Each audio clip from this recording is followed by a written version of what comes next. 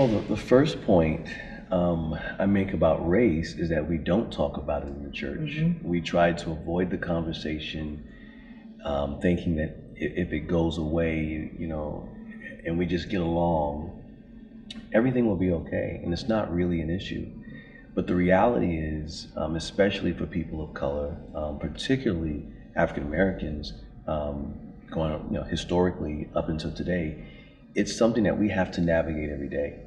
And it's not the same. It's not in the same form as decades ago, Right. or in the 20th century, 19th century, during slavery, Jim Crow era. It's not the same. It looks differently, but it still has the same wear and tear on the soul, on the mind, on the emotions. So it's something, first of all, that we have to start talking about, Right. having real conversations, and conversations, honestly, from the perspective of people who do not normally have a voice, Right. people of color.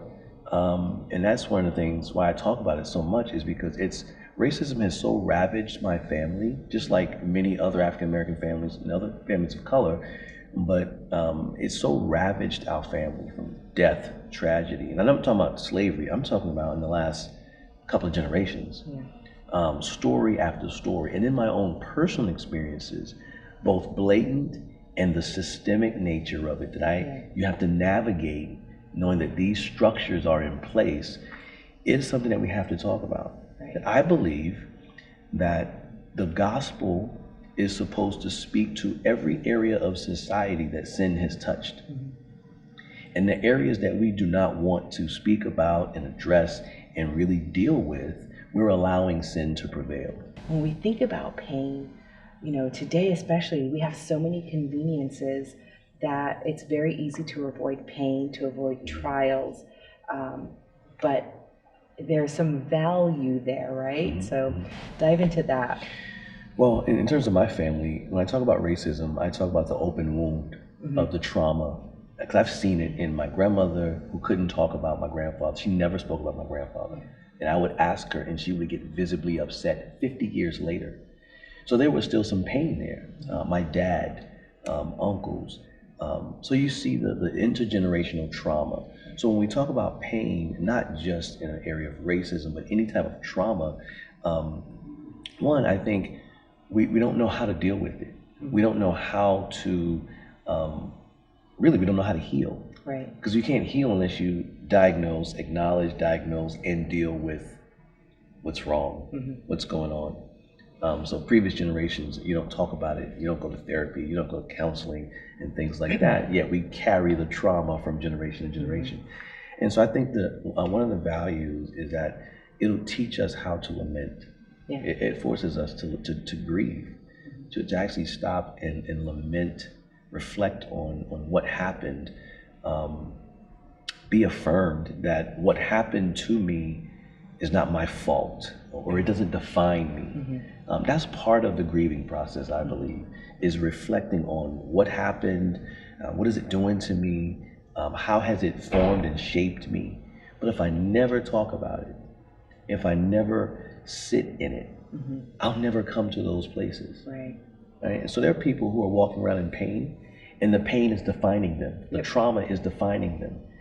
And I think until we are able to sit, not try to avoid, lament together, Right. and have a community that's willing to lament with you, grieve with you, and then help you process that, so that you can heal from pain. How does God use pain and trauma to not only show that He exists and that He can heal you from that, but He can then motivate you to go out and share your faith in a unique way?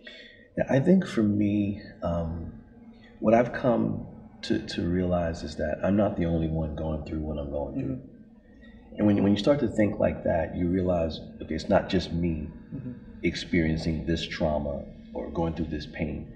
And so I look at it as, this can be a catalyst for me to begin to, especially if I'm healing, if I'm going through a healing process, now I have a mission to help others who will or are going through the same thing that I'm going through.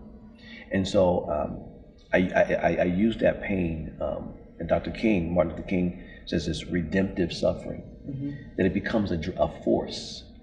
Rather than something that's crippling, it's something that's catalytic in your life, and it becomes this force. And as you move with that power that this pain has fostered in you, like I'm driven, now you begin to help other people heal.